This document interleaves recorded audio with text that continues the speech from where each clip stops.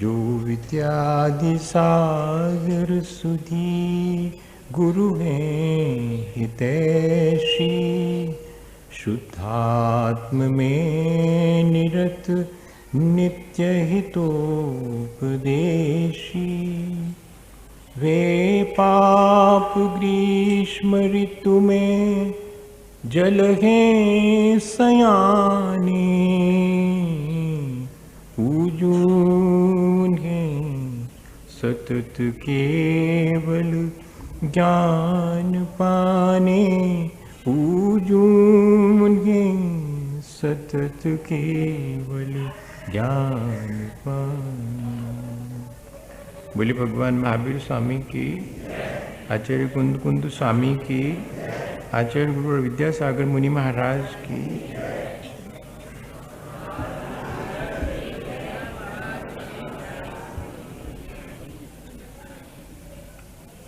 एक संसार जो दो आँखों से दिखाई पड़ता है, जिसमें हिसाब किताब से हम चलते हैं, जिसमें चतुराई और समझदारी सीखना पड़ती है जीने के लिए।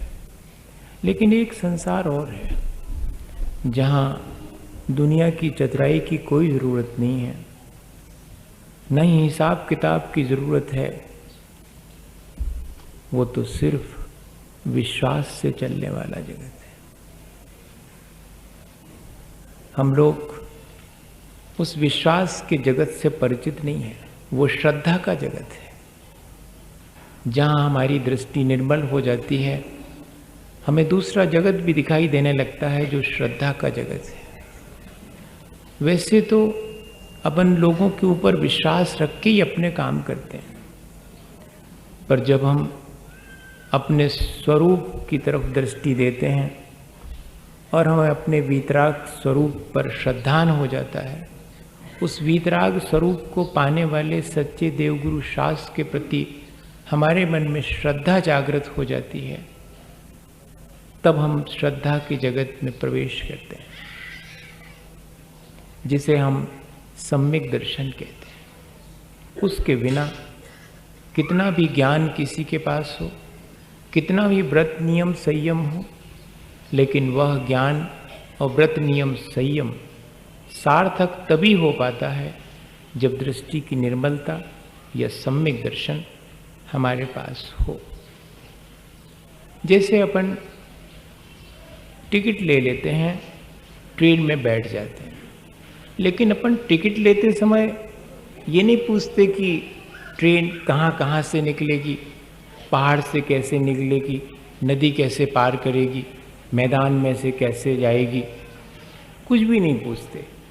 अपने को एक विश्वास है कि जब मैंने टिकट लिया है तो मैं अपने गंतव्य तक ट्रेन के माध्यम से पहुंच जाऊंगा।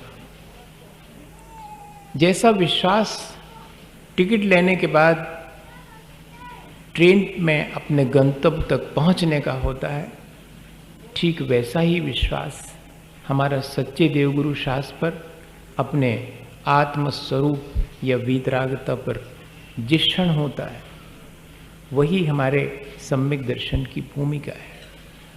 बहुत पहले जब मैं पथरिया में कुछ समय के लिए रुका था, वहाँ पर वो व्यक्ति जैन नहीं थे, लेकिन वो एक दिन मेरे पास आए, बोले हमने आपके प्रवचनों में श्रद्धा और विश्वास की बहुत बात सुनी है।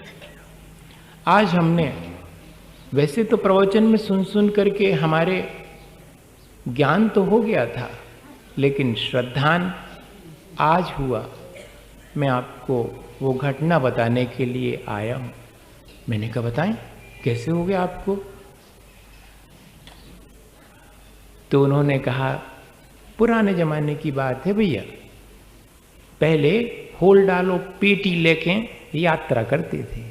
अब की बात अलग है कि होल डाल पे ने बैठ सकत, यहाँ सो होल डाल है, उन्हें पेटी में बैठ सकत, नहीं तो पेटी ही बैठ जाए सामान की। पहले की बात अलग है।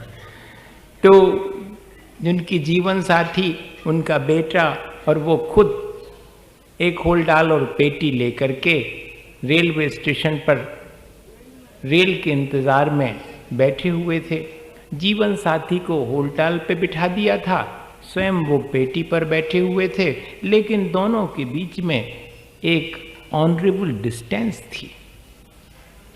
हाथ में हाथ लेकर के भी कोई व्यक्ति मन से कोसों दूर हो सकता है, और कोसों दूर रह करके भी मन के बहुत निकट हो सकता है। ये उस समय लोग समझते थे। डिस्टेंस होने के बावजूद भी दोनों के अंदर आत्मीयता और प्रेम बहुत था, लेकिन एक सम्मानजनक दूरी भी दोनों के बीच में थी। होलडाल और पेटी के बीच जो डिस्टेंस था, डिफरेंस नहीं था, डिस्टेंस था। दोनों के बीच में कोई अंतर नहीं था, लेकिन दूरी थी। उस दूरी को भरने वाला उनका बेटा था। क्षण भर में माँ के पास जाता था, क्षण भर में पिता के पास, वो सुनाते कि मेरे पास आ जाता था और अपने खेल में लगा हुआ था। और हम लोग इंतजार कर रहे थे कि ट्रेन आवे। ट्रेन आने में देर हो गई। अब बेटे को तो इतनी देर, जितनी देर खेल में लगा सो खेला, उसके बाद क्या काम है? खाना, पीना, सोना। थोड़ा बहुत खेल लिया, छोटा सा बेटा। तो अब उसको नींद आने लगी। वो सबसे पहले जो पिता थे, स्वयं जो सुना रहे थे, बोले मेरे पास में आया और मेरे से बोलता है कि पिताजी ट्रेन तो पता नहीं कब तक आएगी, मुझे तो बहुत नींद आ रही है, मैं तो सोऊंगा। और उसने तैयारी कर ली मेरी गोद में सोने की। मुझे गुस्सा आ गया। मैंने कहा नहीं, ठीक से खेलो, सोओगे तो हम यहीं छोड़ के चले जाएंगे, बता रहा हूं।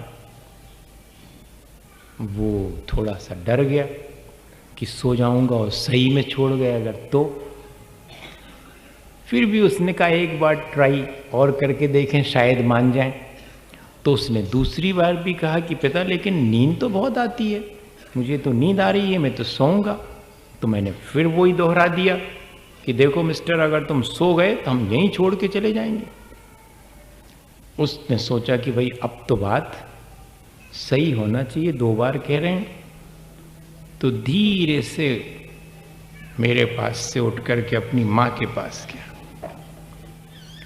माँ के ज़्यादा दूरी नहीं थी, इतनी ही दूरी थी कि जितने में एक दूसरे को एक दूसरे की आवाज़ सुनाई पड़ सकती थी। आज तो मीलों दूरी होती है, 2 पास में रहने वाले लोगों के एक दूसरे की बात सुनना भी पसंद नहीं करते। पहले दूर बैठ करके भी इतनी ही दूर बैठे थे कि एक दूसरे की आवाज़ एक दूसरे तक आ सकती थी। बेटा जैसे ही माँ के पास पहुंचा तो इन्होंने सोचा कि देखें इसकी माँ क्या कहती है। माँ ने सुन लिया था कि पिता ने उसको भगा दिया है और ये कहा है कि सो जाओगे तो यहीं छोड़ के चले जाएंगे। तो माँ को क्या था, वही चीज़ रिपीट करना थी। माँ के पास पहुंचा बेटा और माँ से जिद करी कि माँ बहुत नींद आती है और ट्रेन तो पता नहीं कब तक आएगी, मैं तो सोऊंगा। माँ ने भी वही चीज़ दोहराई, देखो बेटा अगर तुम सो जाओगे तो हम छोड़ के चले जाएंगे। लेकिन माँ की टोन में बहुत फर्क था। ए मिस्टर नहीं कहा था, देखो बेटा तुम सो जाए हो तो हम छोड़ के चले जाए। बड़े प्यार से उसको वही चीज कही ज्यों की त्यों, कोई अंतर नहीं कहा। बेटे ने ज्यादा ध्यान नहीं दिया, सोने की तैयारी करने लगा गोद में। तो जैसे पिता ने दूसरी बार कहा था, ऐसे ही माँ ने भी दूसरी बार कहा कि देखो भैया तुम तो सो रहे हो और हम छोड़ देंगे तहीं अगर तुम सोओगे तो। लेकिन इतना दूसरी बार सुन करके तो बेटा जरूर से माँ की गोद में सो गया कि इस पे भरोसा किया जा सकता है, ये छोड़ के नहीं जाएगी।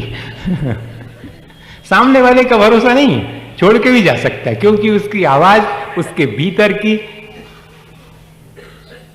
आवाज है और माँ के भीतर तो कुछ और है, भले ही शब्द कुछ और हैं।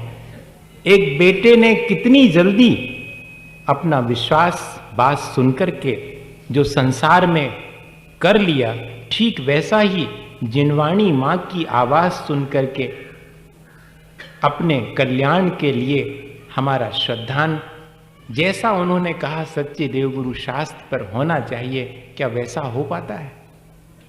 ठीक इतना ही प्रगाढ़ श्रद्धान चाहे कोई कितने भी 363 मतांतर हैं, कितने सारे लोग अपनी अपनी बातें कहते हैं, कितने आर्गुमेंट देते हैं, कितना लालच दिखाते हैं, इस सब के बावजूद भी मेरा श्रद्धान तो ऐसा हो कि जो एक बार होने के बाद बहुत दृढ़ता पूर्वक उसके निर्वाह करने के लिए मेरे पास सामर्थ्य हो। तब ऐसे दृढ़ श्रद्धान के द्वारा हम सम्यक दर्शन को प्राप्त कर सकते हैं और अपनी दृष्टि को निर्मल बना करके अपने मार्ग को बहुत आसान कर सकते, अपने जीवन को अच्छा बना सकते। लेकिन वो श्रद्धान किसके ऊपर करना?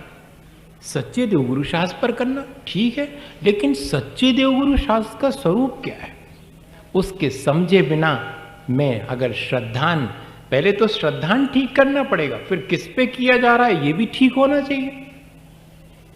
तो अभी तो मैंने श्रद्धान के बारे में समझ लिया, पूरी जिंदगी भी समझते रहें श्रद्धा के ऊपर तब भी कमती है भैया।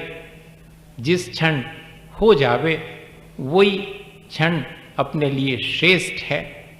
अपन तो सिर्फ समझ करके अभ्यास कर सकते हैं कि हाँ, जैसी मेरी संसार के विषयों में विश्वास है, दृढ़ता है, ऐसी ही मेरे कल्याण के बारे में, मोक्ष के मार्ग के बारे में, जिनवाणी और गुरुओं के बारे में और शास्त्र के बारे में या कि देवों के बारे में मेरी श्रद्धा है कि नहीं, ये तो हम देख सकते हैं अपने भीतर। लेकिन वीतरागी देवगुरु शास्त्र का स्वरूप क्या है? आचार्य समंतभद्र स्वामी के चरणों में बैठे तो बड़े आराम से वो हम अज्ञानी लोगों के लिए समझा देते हैं। आपते नोच्छिन्न दोषेन सर्वज्ञेन गमीषिना भवितव्यम नियोगिन न अन्यथा आप्तता भवेत्। इसके बिना कोई देव नहीं हो सकता।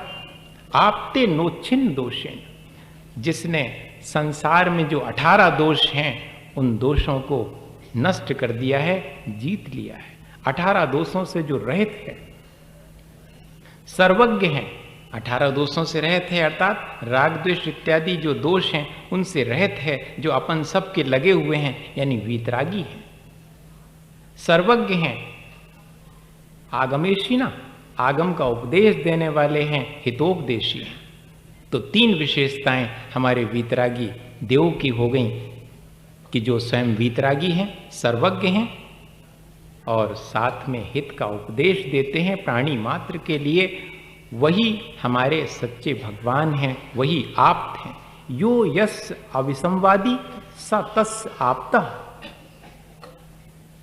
मोक्ष के मार्ग में चल करके जिन्होंने मोक्ष प्राप्त कर लिया, ऐसे आप्त या देव जो अविसंवादी हैं, वो वीतराग सर्वज्ञ हितोपदेशी होना चाहिए। सर्वज्ञ का अर्थ ये नहीं समझना कि सब कुछ जानते हैं और अपने आप से बेखबर है। सो तो लिखा हुआ है कि सकल गेय ज्ञायक तदपि निजानंद रसलीन। हमारे भगवान सब कुछ जानते हुए भी अपने आप में लीन रहते हैं, अपनी आत्मा के स्वरूप को प्राप्त कर चुके हैं, उसी में उनकी लीनता है। तो वो आत्मज्ञ पहले हैं, फिर बाद में सर्वज्ञ हैं। ऐसे देव का स्वरूप हमें स्पष्ट होना चाहिए। लोग बार बार पूछते हैं कि इनको पूज ले में, उनको पूज ले में का दोष है, हैं तो बड़े। अरे तो भैया हम जा थोड़ी कह रहे कि छोटे हैं तो बड़े। सब आदरणीय हैं, सब सम्माननीय हैं। छोटी सी जीव भी सम्माननीय है क्योंकि उसके भीतर चेतना है। लेकिन पूजनीय तो वीतरागता, सर्वज्ञता और हितोपदेशी पने से ही आएगी। मैं उन्हें ही अपना भगवान मानूं। वास्तव में भगवान का स्वरूप यही है। लेकिन जब तक अपने भीतर ये स्वरूप स्पष्ट नहीं होता और अपनी श्रद्धा तब तक ठीक नहीं होती, अपने मोक्ष के मार्ग पर अपन आरूढ़ होकर के अपने जीवन को अच्छा नहीं बना पाते। जीवन को अच्छा बनाने से मेरा मतलब ये नहीं समझना आप कि अच्छे कपड़ा लत्ता पहन ले, अच्छो भोजन कर लो, अच्छे घर रहने लगे। सुहोगा जीवन अच्छो, अच्छी कैरियर वेरियर प्राप्त कर लिया, अच्छी सर्विस 25-50 हज़ार की लग गई, सो हो गए बड़े आदमी। जो अच्छा हो गया ये नहीं समझना आप। जिसके भीतर सम्यक दर्शन है, सम्यक ज्ञान है, सम्यक चारित्र है, उसका जीवन अच्छा है। अपन को ऐसा अच्छा जीवन बनाना है। दृष्टि की निर्मलता हासिल करने के लिए पूरी जिंदगी भी लग जाए, लेकिन मैं सच्चे देव का स्वरूप अपने भीतर समझ करके उनके प्रति श्रद्धान रखूंगा। परमेष्ठी परम ज्योति विरागो विमला कृति सर्वज्ञो नादि मध्यांता सार्वा शास्तो पलाल्यते। इतने सारे नाम हमारे भगवान के हैं, उन्हें हम परमेष्ठी भी कहते हैं क्योंकि वो परम पद में स्थित हैं। परम ज्योति भी केवल ज्ञान की ज्योति से बड़ी कोई ज्योति नहीं है। ये वाला दीपक तो थोड़ी देर को जलाओ बुझ ही जाता, लेकिन केवल ज्ञान एक बार प्राप्त होने के बाद पूरे तीनों लोकों को आलोकित करता है, कभी भी उसके बुझने का भय नहीं रहता। ऐसे हमारे केवल ज्ञान से युक्त परम पद में स्थित भगवान है, परमेष्ठी परम ज्योति सर्वज्ञ है, अनादि अंत से रहित हैं, जो अनंत हैं, ऐसी विशेषताओं से युक्त हैं। और 18 दोष कौन कौन से हैं तो अपन को जानना चाहिए। वैसे शॉर्ट में है ये, 4 शब्द से और बहुत सारे आ जाएंगे इसमें। शुद्ध पिपासा जरांतंक जन्मांतक भयस्मया न रागद्वेष यशाप्ता सप्रकीर्त्यते। इसमें थोड़े से पूरे 18 दोष नहीं दिए, पर दोषों का परिचय कराया है। भूख नहीं लगती, प्यास नहीं लगती, राग नहीं है, द्वेष नहीं है, खेद नहीं है, शोक नहीं है, जन्म मरण नहीं है। अपन तो मुख्य रूप से पकड़ लें कि जिनके राग द्वेष मोह नहीं है और जन्म मरण नहीं है, उसी की वजह से ये सारी चीजें होती हैं। जिनके भीतर राग द्वेष मोह नष्ट हो गया है, जो जन्म मरण को जीत चुके हैं, ऐसे हमारे भगवान हैं। यह कि वास्तव में भगवान होते ही वो हैं जो जन्म मरण से पार हो गए। जो जिनका अभी जन्म मरण लगा हुआ है, जिनके अभी राग द्वेष मोह लगे हुए हैं, उन पर क्या श्रद्धा करूं? वो तो मेरे ही जैसे हैं, मेरे भी तो राग द्वेष मोह लगे हुए हैं, ऐसा विचार करना चाहिए। भले ही मेरे से गुणों में बड़े हो सकते हैं, आदरणीय हो सकते हैं, सम्माननीय हो सकते, लेकिन पूज्यता तो तब आएगी जब जन्म मरण से रहित हों और राग द्वेष मोह से रहित हों। ऐसा अपने भीतर भाव आना चाहिए, विचार आना चाहिए, किसी और के कहने से नहीं, न किसी और को बताने के लिए। अपने भीतर से ये समझ आनी चाहिए, तब जाकर के अपने को श्रद्धान होगा। भैया श्रद्धान और अनुभूति में थोड़ा सा फर्क कर लेना। यहां अपन ने जाना सो जान करके अकेले नहीं समझ लेना कि हो मालूम है हमें कि कैसे हो स्वरूप। अपने भीतर से उसका रियलाइजेशन होना चाहिए, उसकी अनुभूति होना चाहिए कि हाँ वास्तव में भगवान का स्वरूप यही है, ऐसा ही होना चाहिए। एक व्यक्ति बहुत पानी की प्यास लगी थी और प्राण कंठगत थे, रास्ते से चला जा रहा था। तो सोचता था कि थोड़ा और चल करके मैं तो गिर जाऊंगा, इतनी प्यास है मुझे। लेकिन 2 कदम और चला और वहां से एक व्यक्ति ने आकर के उसे समाचार दिया कि आप इतने विहल क्यों हो रहे हैं, बस जरा 50-25 कदम और चलो, पूरा सरोवर भरा हुआ है जल से। बड़ा संतोष मिला, ऐसा जैसे कि प्राण लौट आए हों। भैया प्यास मिट गई, पानी पी लो। अभी ना प्यास बुझी है ना पानी पिया है, लेकिन सिर्फ श्रद्धान हो गया कि पानी 50 कदम दूर है, मुझे भी मेरे स्वरूप को और वीतरागता के भगवान के स्वरूप को सुन करके मुझे भी ऐसा लगा कि जैसे मैंने अपने वीतराग स्वरूप को पा लिया। तो ये तो सिर्फ श्रद्धान है। इसके बाद 50 कदम चलने के लिए उत्सुक है, वहां से देखता है कि लोग घड़े भर करके पानी का ला रहे हैं, तब तो और कंफर्म हो गया कि बिल्कुल आगे ही है, घड़े भर करके कैसे लाएंगे, नहीं तो इतने पास होगा जब ही तो, सिर पर रखे हुए। और थोड़ी दूर पहुंचता है, पानी का सरोवर दिखाई पड़ता है, तब तो और कंफर्म हो जाता है कि ठीक कहा था उस व्यक्ति ने कि जल से भरा हुआ सरोवर आगे 50 कदम स्थित है। और दृढ़ हो गया विश्वास। लेकिन अबे तक श्रद्धा ही अकेली है, अब ज्ञान है, अबे अनुभूति नहीं हुई उसकी। अब जाकर के किनारे पर बर्तन तो कुछ है नहीं, अपने हाथ की अंजलि बना करके और खोवा भर करके पानी पीता है। वो पी करके जब तृप्ति का अनुभव करता है तब कहलाएगा कि हाँ अब बिल्कुल पक्का हो गया, अब आपको अनुभूति हो गई, अब आपको भाव भासना हो गई। ऐसे ही वीतराग भगवान के स्वरूप को समझ करके अपने भीतर सोते जागते हर समय ये लगे कि जैसा भगवान का स्वरूप है वैसा ही मेरे अंदर भी भगवान बनने की योग्यता है। मैं कहाँ राग द्वेष मोह में पड़ा हूं, मैं इसको हटा करके अपने वीतराग सर्वज्ञ हृदयोपदेशी स्वरूप को प्राप्त कर सकता हूं। ऐसा श्रद्धान अकेले देव पर श्रद्धान से नहीं होगा। सो तो अपना बहुत श्रद्धान है, रोज मंदिर आउट तो होगा सम्यक दर्शन नहीं भैया। जैसा देव बीतरागी सर्वज्ञ हृदयोपदेशी हैं, जैसा उनका द्रव्यत्व गुणत्व और पर्यायत्व है वैसा ही द्रव्यत्व गुणत्व और पर्यायत्व मेरे भीतर भी विद्यमान है। मेरे राग द्वेष और मोह की वजह से वो ढका हुआ है, मुझे भी वही प्राप्त करना है। ऐसा जब श्रद्धान होता है तब जाकर के देव के प्रति श्रद्धान कहलाएगा। विषया सावता तीतो निरारंभो परिग्रह ज्ञान ध्यान तपो रखता स तपस्वी प्रशस्यते। गुरु का स्वरूप वैसे तो माता पिता को भी और शिक्षक को भी गुरु माना है, लेकिन संसार में माना है।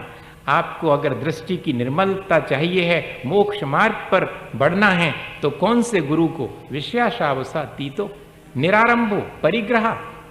जो अपन पढ़ते हैं रोज, विषयों की आशा नहीं जिनके साम भाव धन रखते हैं, निज पर के हित साधन में जो निस्दिन तत्पर रहते।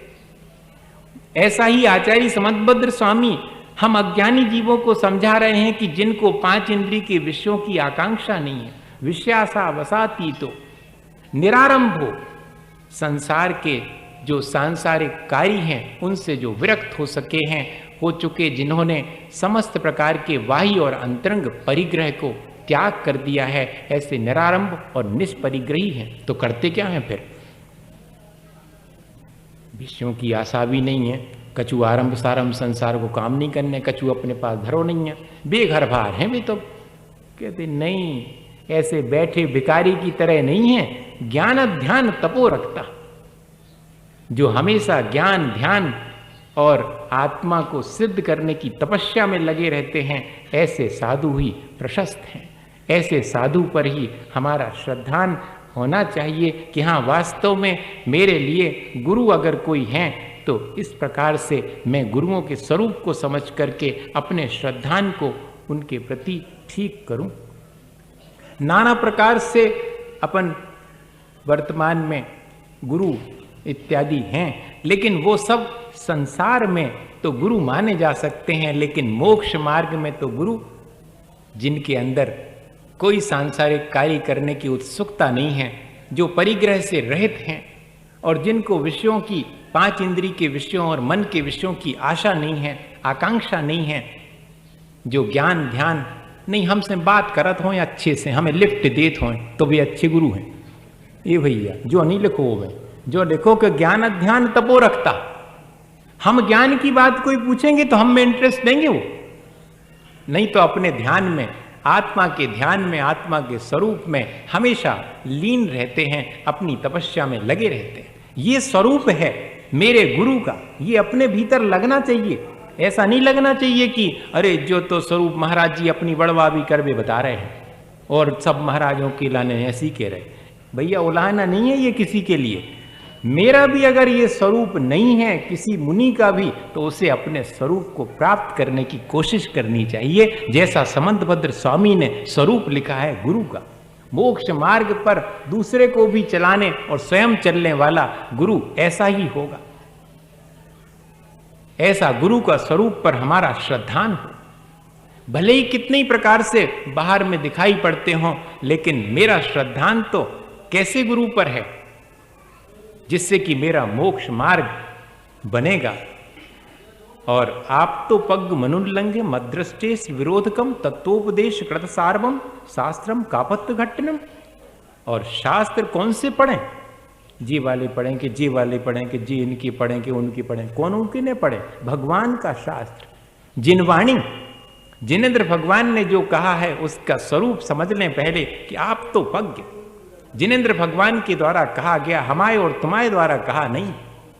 आप तो पज्ञ, अनुल्लंघ, जो किसी के द्वारा लॉजिक दे करके खंडित ना किया जा सके, अनुल्लंघ। मद्रष्टेत्स विरोधकम, जिसमें कि प्रत्यक्ष में और परोक्ष में कोई भी विरोध ना आवे, जो कि इंद्र के, जो कि द्वादशांग का पाठी है, उसके द्वारा भी खंडित ना किया जा सके, वाद विवाद में जिसको जीता ना जा सके। प्रत्यक्ष और अनुमान से जिसमें विरोध ना आवे, ऐसी विशेषताओं वाला मेरा शास्त्र है। मैं जिस शास्त्र पर अपना श्रद्धान करूं, वैसे तो बहुत सी किताबें हैं, किताब और ग्रंथ और शास्त्र में बहुत फर्क है।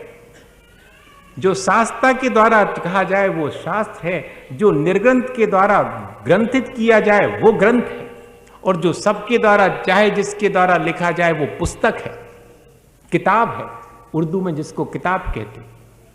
भैया इतना तो अपन को विवेक होना ही चाहिए कि जिनेंद्र भगवान के जो शास्त्र हैं उनके द्वारा कहा गया है तो शास्त्र है, सिद्धांत है, प्रवचन है, और अगर निर्ग्रंथ गुरुओं के द्वारा कहा गया है तो ग्रंथ है। मुझे उसी पर श्रद्धान करना है।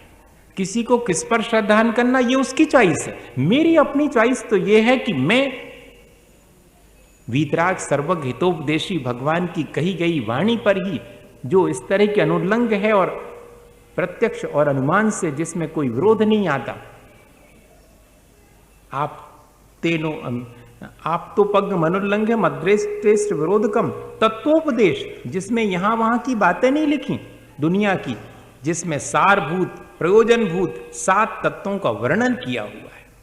तत्वोपदेश कृत सार्वम, अकेले जैनों के लिए नहीं लिखा है, सार्वम प्राणी मात्र के लिए जिसमें उपदेश दिया है।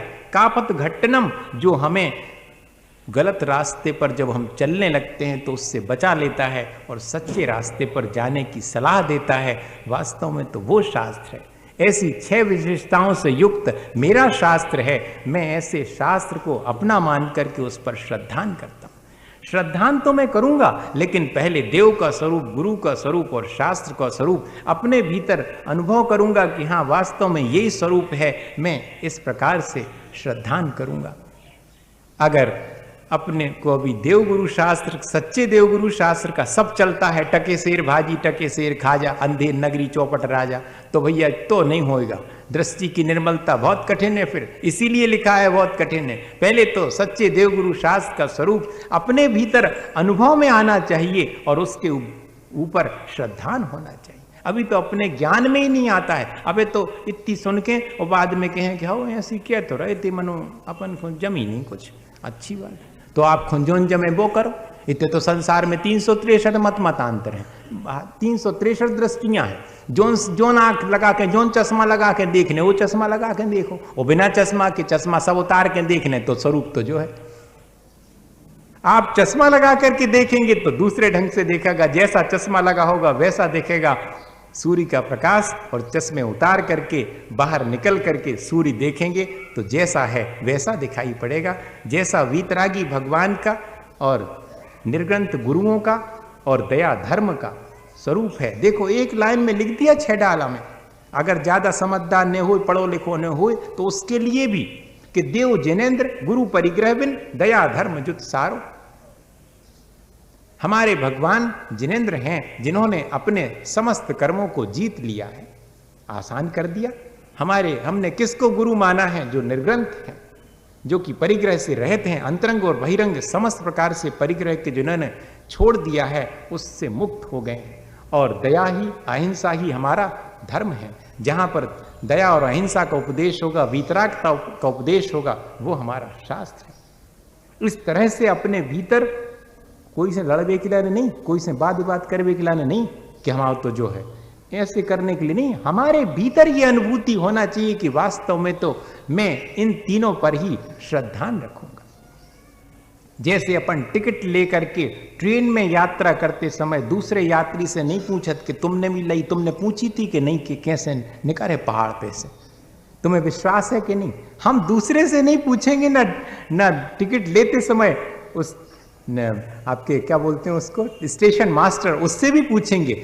सिर्फ हमें विश्वास है, उस विश्वास के सहारे और हम अपने मोक्ष मार्ग पर आरूढ़ हो जाएंगे। हमें स्वरूप इस तरह का अपने भीतर स्वयं एहसास होने लगेगा कि हाँ, वीतरागता ही, अगर देखें एक शब्द में तो हमारे देव भी वीतरागी, हमारे गुरु भी वीतरागता के उपासक, और हमारा शास्त्र भी वीतरागता का उपदेश देने वाला। एक ही शब्द है। भगवान के पास पहुंच करके मैं वीतरागता का पाठ लेऊंगा, गुरुओं के समीप पहुंचकर मैं समता का पाठ सीखूंगा, और जब शास्त्र स्वाध्याय करूंगा तो अपने अज्ञान को दूर करके अपनी कषायों को मंद करने की कोशिश करूंगा। तो मेरा देवगुरु शास्त्र के प्रति